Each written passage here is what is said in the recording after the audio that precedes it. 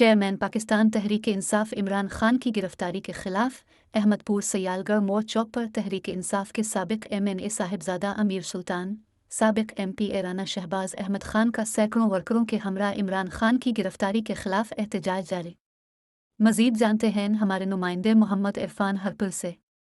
हाँ जी बिल्कुल, इस वक्त मैं मौजूद हूँ तहसील अहमदपुर सियाल के कारोबारी मरकज़ गढ़ मोड़ पर, और आज इमरान खान की गिरफ्तारी पर जहाँ मुख्तलिफ इलाकों में एहतजाज हो रहे हैं, उसके साथ साथ आज गढ़ मोड़ को भी इस वक्त मेरे पीछे आप देख सकते हैं कि बंद कर दिया गया है और एहतजाज किया जा रहा है। और एहतजाज में राना शहबाज अहमद साहब क़यादत कर रहे हैं और अमीर सुल्तान साहब वो भी क़यादत कर लिए। चलते हैं आपको उनकी तरफ, उनसे भी सवाल जानते हैं कि उनकी आगे की हिकमत अमली क्या होगी। हमारे साथ साहबका MNA अमीर सुल्तान साहब मौजूद है, इनसे भी सवाल से जानते हैं कि आज की हिकमत अमली आगे की क्या होगी। अस्सलाम वालेकुम। देखें, आगे की हिकमत अमली तो हमें लीडरशिप बताएगी क्या होगी, लेकिन हमें जो कुर्बानी देनी पड़ेगी, जितनी देर धरना देना पड़ा, गिरफ्तारियां देनी पड़े, हमारे लिए रेड लाइन इमरान खान थी।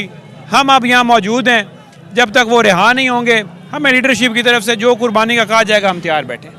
हाँ जी, हमारे साथ साहबका MP राना शहबाज अहमद साहब भी मौजूद है, उनसे भी सवाल से जानते हैं कि अगर इमरान खान साहब को रिहा न किया गया तो इनका आगे हिकमत अमली क्या होगी। अस्सलाम वालेकुम। बिस्मिल्लाहिर्रहमानिर्रहीम।